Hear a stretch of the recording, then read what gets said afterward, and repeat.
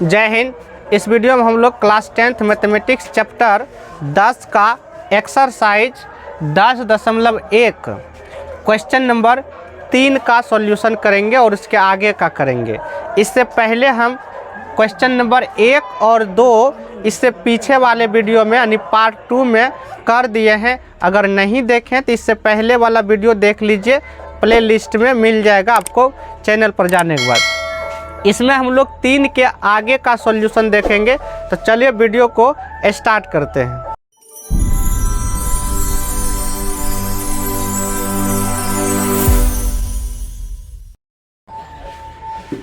Question number 3 में क्या कह रहा है, ये ऑब्जेक्टिव टाइप का क्वेश्चन है और निश्चित रूप से एक ऑब्जेक्टिव पूछने का चांस रहता है इस तरह का। कभी आपको त्रिज्या पूछ देगा, कभी मान लीजिए ये पूछ देगा, कभी ये पूछ देगा, इस बदल बदल के पूछ सकता है। लेकिन पहले क्वेश्चन समझो। क्वेश्चन कह रहा है कि 5 सेंटीमीटर त्रिज्या वाला एक वृत्त है और वृत्त के एक स्पर्श बिंदु P से, यह स्पर्श बिंदु हो गया, इसको मिलाएंगे तो ये त्रिज्या हो गया। तब स्पर्श बिंदु P से अब PQ एक स्पर्श रेखा खींचा गया है। फिर कह रहा है कि Q से O से जाने वाली एक रेखा है, यानी केंद्र से जाने वाली एक रेखा है। तो वो इस प्रकार है कि OQ का जो दूरी है वो कितना है, 12 सेंटीमीटर। ये क्वेश्चन में लिखा हुआ है। तो हमसे पूछ दिया PQ। अब याद कीजिए थ्योरम 10.1। थ्योरम 10.1 क्या था कि स्पर्श बिंदु से जाने वाली त्रिज्या स्पर्श रेखा पर क्या होता है, लंब होता है। और ये चीज़ हम पिछले वीडियो में प्रूव्ड किए हैं थ्योरम 10.1 को। तो देखिए ये हो गया आपका त्रिज्या, ये हो गया स्पर्श रेखा, और स्पर्श रेखा जो है त्रिज्या स्पर्श बिंदु से जाने वाली त्रिज्या पर क्या होता है, लंब होता है। तो यह संकेत हम दे दिए 90 डिग्री। तो चाहे तो लैंग्वेज भी आप लिख सकते हैं थोड़ा सा कि चूँकि स्पर्श बिंदु से जाने वाली त्रिज्या स्पर्श रेखा पर लंब होता है। ये चीज़ आप जो है लिख भी सकते हैं, नहीं भी लिखेगा तो फिगर से पता चल जाता है। तो जब लंब होता है तब तो हम कह सकते हैं कि ये जो त्रिभुज देख रहा है ये एक समकोण त्रिभुज है। तो इसलिए हम कह सकते हैं OPQ जो है त्रिभुज, OPQ जो है एक कोण त्रिभुज है, समकोण त्रिभुज है। अब समकोण त्रिभुज है तो पाइथागोरस प्रमेय होता है समकोण त्रिभुज में कि कर्ण का स्क्वायर बराबर लंब का स्क्वायर जोड़ आधार का स्क्वायर। तो वही फॉर्मूला लगाएंगे। तो इसलिए अगर बात करें तो इसमें देखो कर्ण ये है आपका, चूँकि 90 के सामने का कर्ण ये है, तो कर्ण का स्क्वायर सूत्र होता है, कर्ण लिख देते हैं, कर्ण का स्क्वायर बराबर होता है लंब का स्क्वायर प्लस में आधार का स्क्वायर। पाइथागोरस प्रमेय होता है। कर्ण इसमें आपका क्या है, ये OQ है, तो OQ का स्क्वायर बराबर लंब ये मान लेते OP है, तो OP का स्क्वायर प्लस में आधार आपका PQ है, तो PQ का स्क्वायर। अब इसमें सबका मान पुट कर दो, जो बचा निकल जाएगा। OQ दिया है आपका 12, तो ये हो गया 12 का स्क्वायर। OP है आपका 5, तो ये हो गया 5 का स्क्वायर प्लस में PQ पता नहीं है, छोड़ दो। तो ये हो गया 144, ये प्लस 25 होगा, इधर कर देंगे माइनस 25 हो जाएगा, इधर बच जाएगा PQ का स्क्वायर। 144 में 25 घट जाएगा तो हो जाएगा आपका 119, 19 होगा, 119 होगा। और ये हो गया PQ का स्क्वायर, ये वर्ग है, इधर हो जाएगा वर्गमूल। तो PQ बराबर फाइनल निकल जाएगा 119 का रूट हो जाएगा।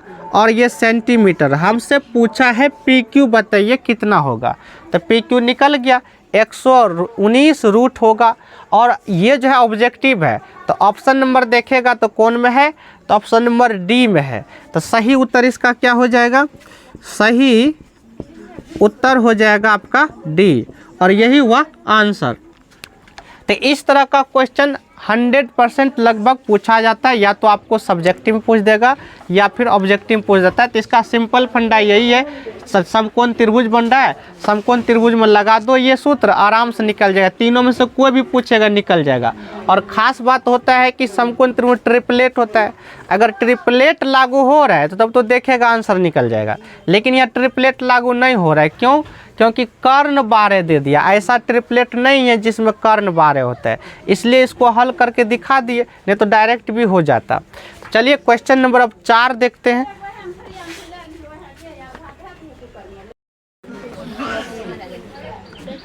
तो क्वेश्चन नंबर 4 और 4 में जो है रचना है ये, तो हम समझा देते कैसे कैसे करना। ये आपका जो है औजार बॉक्स यानी कंपास में जो रहता है सब बैटरी उससे बनेगा, तो हम कैसे कैसे करना वो बता देते हैं। 4 में ये कह रहा है कि एक वृत्त खींचिए, तो इसमें ये भी नहीं कहा गया है कि कितना सेंटीमीटर त्रिज्या वाला वृत्त खींचना है, तो अपना इच्छा अनुसार एक वृत्त खींच लेना जितना त्रिज्या खींचना है, तो एक वृत्त खींच लेना है। अब क्वेश्चन के मुताबिक कह रहा है कि एक रेखा पहले से दिया हुआ है, क्वेश्चन में कह रहा है कि एक दी गई रेखा, तो एक रेखा आपको पहले से दिया हुआ है। तो मान लेते यहाँ एक रेखा आपको पहले से दिया हुआ है, ये रेखा आपको दिया हुआ पहले से, और ये वृत्त है, ठीक, इसका केंद्र मान लेते वो है। अब क्वेश्चन के मुताबिक कह रहा है अगर इसको मान लेते ए बी, ये ए बी, तो क्वेश्चन कह रहा है कि इस ए बी के समांतर 2 रेखा खींचिए। इस ए बी के समांतर अर्थात दी गई रेखा के समांतर 2 रेखा खींचिए। वो 2 रेखा में एक होना चाहिए स्पर्श रेखा और दूसर होना चाहिए छेदक रेखा। क्वेश्चन के मुताबिक यही कह रहा है। तो हम क्या करेंगे कि इस वृत्त पर का एक बिंदु मान लेते, ये ले लिए, एक बिंदु ले लिए ये P। अब P पर से एक स्पर्श रेखा खींचना है, लेकिन शर्त ये भी होता है कि भाई इसके समांतर होना चाहिए।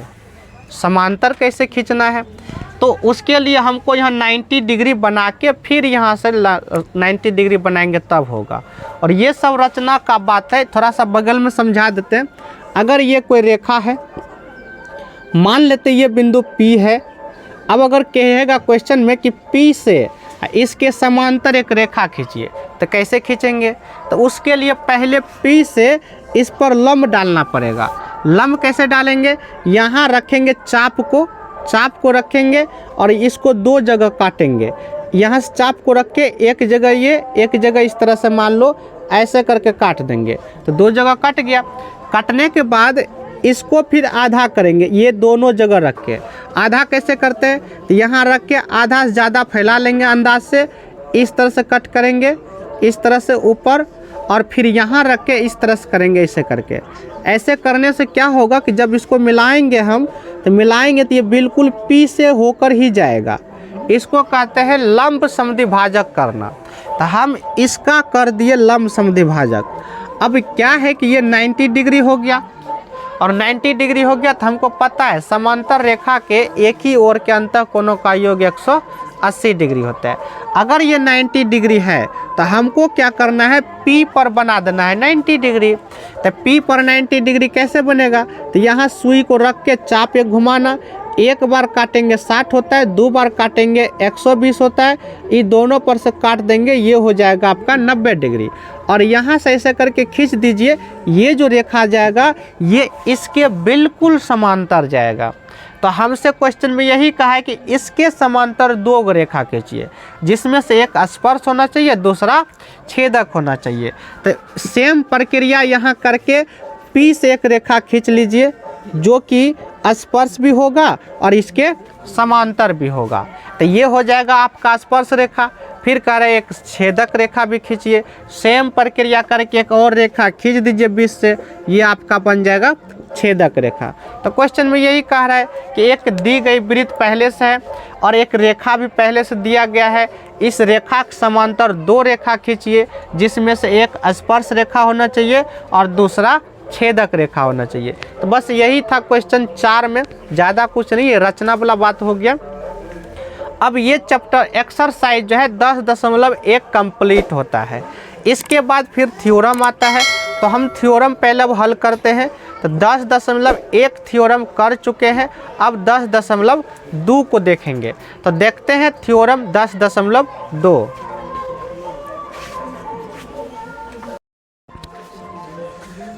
तो थ्योरम 10.2 में क्या कह रहा है वो आपको ऊपर में मिल जाएगा। उसमें कह रहा है कि एक वृत्त पर बाह्य बिंदु से खींची गई स्पर्श रेखा की लंबाई बराबर होता है। यही क्वेश्चन में कहा थी, थ्योरम में कह रहा है। तो इस चीज़ को हम अभी प्रूव्ड करेंगे कि किसी बाह्य बिंदु से वृत्त पर खींची गई स्पर्श रेखा की लंबाई बराबर होती है, समान होती है। तो हम लिख दिए। थ्योरम को कैसे सिद्ध किया जाता है तो देखिए, पहले लिखना है हल और थोड़ा सा लैंग्वेज में लिखना है। क्या लैंग्वेज में लिखना है तो जो चीज़ प्रूव्ड कीजिएगा उसके बारे में। तो हम लिख लिए, माना कि COR एक वृत्त है, इसके बारे में पहले बता चुके हैं। सी का मतलब सर्किल, यानी वृत्त ऐसा वृत्त है जिसका केंद्र O है और त्रिज्या R है। इसका अर्थ ये होता है एक वृत्त है और बाह्य बिंदु P से, तो ये देखिए बाह्य बिंदु P है, P से PA तथा PB, तो PA तथा PB दो स्पर्श रेखा खींच लिए। उसके बाद हमको कह रहे सिद्ध करना है, यानी दिखाना है कि ये दोनों स्पर्श रेखा की लंबाई बराबर होता है। तो हमको सिद्ध करना है, क्या चीज़ सिद्ध करना है, स्पर्श रेखा PA बराबर होना चाहिए स्पर्श रेखा PB। तो इसके लिए थोड़ा सा रचना करना पड़ेगा। रचना क्या करना पड़ेगा तो क्वेश्चन के मुताबिक, थ्योरम के मुताबिक तो खाली स्पर्श रेखा है। तो रचना में हम ये किए, ये जो केंद्र है इस केंद्र को A, B और P से मिला दिए, जो कि दिखाई दे रहा है। हम ये रचना किए। अब इस रचना के मदद से हम इसको सिद्ध करेंगे। तो कैसे करेंगे तो याद कीजिए, जब ये स्पर्श बिंदु है और ये केंद्र है, तो स्पर्श बिंदु और केंद्र को मिला तो ये तो त्रिज्या हो गया, ये तो आपका R हो गया। उसी तरह ये भी R हो गया। और थ्योरम 10.1 में क्या कहा गया कि स्पर्श बिंदु से जाने वाली त्रिज्या स्पर्श रेखा पर लंब होती है। तो यह स्पर्श बिंदु हुआ, यहाँ से जाने वाली त्रिज्या स्पर्श रेखा पर लंब होती है। तो यहाँ आपका कितना हो जाएगा 90 डिग्री, यहाँ भी हो जाएगा 90 डिग्री, यानी 90 डिग्री 90 डिग्री। तो हम इसको बराबर कैसे करेंगे तो क्या करेंगे तो ये दोनों त्रिभुज को सर्वांगसम दिखा देना। अब याद कीजिए, सर्वांगसम नम्मा में है, दसवां में समरूप है और नम्मा में सर्वांगसम है। तो हम क्या करेंगे, ये दोनों त्रिभुज को सर्वांगसम दिखा देंगे। सर्वांगसम का मतलब होता है हूबहू बराबर। सर्वांगसम का मतलब अगर हम ये दोनों त्रिभुज को सर्वांगसम दिखा दे, अर्थात हूबहू बराबर दिखा दे, तो हो जाएगा PA बराबर PB। तो करते हैं, कैसे होगा। इतना करने के बाद जब सिद्ध करने लगेगा तो यहाँ प्रूफ जरूर लिखना है। प्रूफ का हिंदी होता है प्रमाण। प्रमाण ये लिखना है। जब सिद्ध हो जाए तो प्रूफ्ड लिख देना, नहीं सिद्ध हुआ तो करिए। करते हैं तो कौन त्रिभुज में तो PAO तथा PBO इसमें चलते हैं। तो त्रिभुज PAO तथा त्रिभुज PBO इसमें चलते हैं। तो सर्वांगसम के लिए हमको खोजना पड़ता है 3 चीज़। कोई भी त्रिभुज में 3 चीज़ अगर बराबर कर दिए, चाहे वो भुजा हो, कोण हो, कुछ भी हो, अगर 3 चीज़ कर दिए तो वो सर्वांगसम हो जाएगा। लेकिन सर्वांगसम के लिए भी नियम होता है। वो नियम सब बोले नम्मा में है। S सर्वांग समता नियम होता है, S से S सर्वांग समता नियम होता है, AS सर्वांग समता नियम होता है, और एक होता है RHS। 4 नियम होता है सर्वांगसम दिखाने का।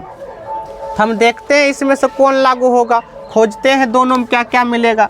तो पहले तो हम कह सकते हैं ये त्रिज्या है, तो ऊपर वाला त्रिभुज में OA और नीचे वाला त्रिभुज में OB, तो OA बराबर हो जाएगा OB। भाई क्यों होगा, क्योंकि एक ही वृत्त की त्रिज्या है, ये बराबर होगा। यहाँ जो त्रिभुज पहले लिखिएगा उसी का भुजा पहले लिखा जाता है। तो हम ऊपर वाला लिखें तो इसका लेंगे OA, इसका लेंगे OA बराबर, इधर नीचे वाला का लेंगे OB। ये क्यों बराबर है ये आपको लिख के दिखाना पड़ेगा कोष्ठ में। था वहाँ हम फिगर में ही लिख दिए हैं, दोनों जो है आर है अर्थात वृत्त की त्रिज्या है, इसलिए ये हो गया बराबर। दूसरा कोण होगा, अब देखिए ये 90 डिग्री है, ये भी 90 डिग्री है, तो 90 90 बराबर। तो 90 डिग्री वाला कोण को कैसे बोलेंगे, PAO, तो इसको बोलेंगे कोण PAO बराबर PBO, ये दोनों होगा बराबर। अब क्यों बराबर होगा, तो यहाँ लिख देते भाई दोनों है 90 डिग्री इसलिए बराबर हुआ। तीसरा कहाँ से लाएं, तो देखो तीसरा, ये जो PO देख रहे हैं या फिर OP कहो या PO, ये जो OP देख रहे हैं दोनों में है, ऊपर वाला त्रिभुज में भी OP है, नीचे वाला त्रिभुज में भी OP है, और जो दोनों में होता है ना उसको कहते हैं उभयनिष्ठ। तो हम यहाँ कहेंगे OP बराबर OP, ये क्यों है, तो बोलेंगे उभयनिष्ठ भुजा, यानी उभयनिष्ठ भुजा। उभयनिष्ठ का मतलब जो दोनों में हो, उभयनिष्ठ भुजा। अब देखिए 3 चीज़ हम ला दिए हैं, 3 चीज़ बस होना चाहिए, देखिए 3 3 3 3, कोई भी 3 चीज़ ला दो इस नियम के अनुसार प्रूव्ड हो जाएगा। अब 3 चीज़ ला दिए तो लेकिन देखना पड़ेगा कौन नियम लागू हो रहा है। तो देखिए OA, ये OA 90 डिग्री के बगल वाला एक भुजा है, उसके बाद है PAO 90 डिग्री है, उसके बाद है OP क्या है, देखो 90 डिग्री के सामने का ये भुजा है, और 90 डिग्री के सामने का भुजा कहलाता है कर्ण। तब तो सोचो कर्ण बराबर है और बाद 90 डिग्री बनाने वाला एक भुजा बराबर है, तो वो होता है कौन नियम में, इसमें होता है RHS में। R का मतलब होता है राइट एंगल, राइट एंगल का मतलब समकोण, तो भाई एक समकोण है देख लो। H का मतलब हाइपोटेनुअस यानी कर्ण, देख लो कर्ण बराबर इस त्रिभुज के अनुसार, देखो 90 के सामने का भुजा कर्ण, तो कर्ण बराबर है। और S का मतलब साइड यानी भुजा, तो 90 डिग्री बनाने वाला कोई भी एक भुजा, तो 90 डिग्री बनाने वाला ये भुजा है और ये भुजा, तो इसमें से एक भुजा बराबर है, तो ये वाला नियम से हुआ प्रूव। तो यहाँ से हम कह देंगे त्रिभुज PAO सर्वांगसम हो गया त्रिभुज PBO। पोस्ट में लिखना पड़ेगा कौन नियम से, तो कहेंगे RHS नियम से बोलो या सर्वांग समता नियम से कह सकता है। तो जैसे ही ये दोनों सर्वांगसम हुआ, सर्वांगसम का मतलब बोले हूबहू बराबर, तो जब ये दोनों त्रिभुज हूबहू बराबर हो गया तब तो हम कह सकते हैं कि PA बराबर PB, तो इसलिए कह सकते हैं PA बराबर PB, और यही हमको करना है प्रूव्ड। तो याद रखना है वृत्त पर किसी बाह्य बिंदु से खींची गई स्पर्श रेखा की लंबाई बराबर होती है। तो थ्योरम 10.2 कंप्लीट होता है, थ्योरम 10.3 भी है, लेकिन वो इस वीडियो में नहीं हो पाएगा, तो उसको हम आगे का वीडियो में देखेंगे। तब तक के लिए जय हिंद।